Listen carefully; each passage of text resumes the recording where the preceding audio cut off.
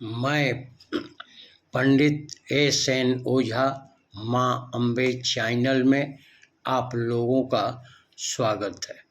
आज का विषय है पत्नी का विचार कैसे करें। जैसे शुक्र कोई लगन हो, जैसे शुक्र सप्तम भाव और उसमें उसके स्वामी से पत्नी का विचार किया जाता है। उस ग्रह सप्तम भाव के ग्रह बलवान, सुख और आनंद देने वाले होते हैं। सप्तम भाव से भी स्त्री सुख विचार भी करते हैं। यदि शुक्र सप्तम भाव और इसका स्वामी से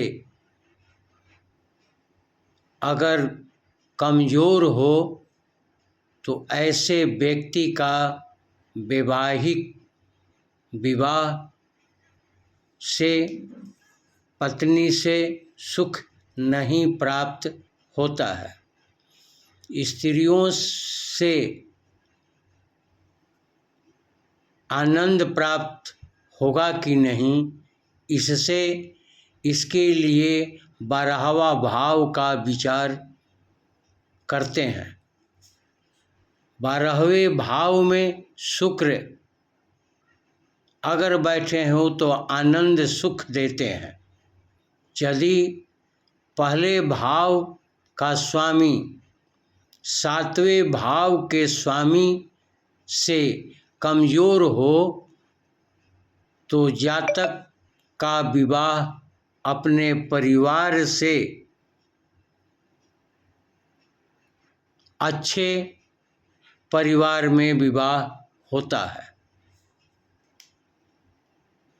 अगला है कि पहले, दूसरे, चौथे, 7वें, 8वें और 12वें भाव में अगर क्रूर ग्रह बैठे हों तो ऐसे जातक की पत्नी का समय से पहले ही संबंध विच्छेद हो जाता है।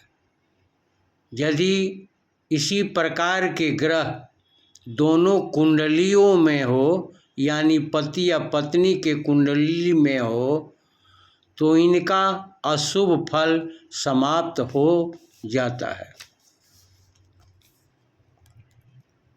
पत्नी का विचार करने के लिए भी ऐसे योग को समझना चाहिए। इसके साथ ही बृहस्पति का भी विचार करना चाहिए। बृहस्पति पति का स्वभाव कारक होता है स्त्री के कुंडली में। आगे आप लोगों को कुछ अच्छा समझ में आवे तो लाइक, शेयर, सब्सक्राइब करें। आगे माँ भवानी आपका मंगल सुखद करें।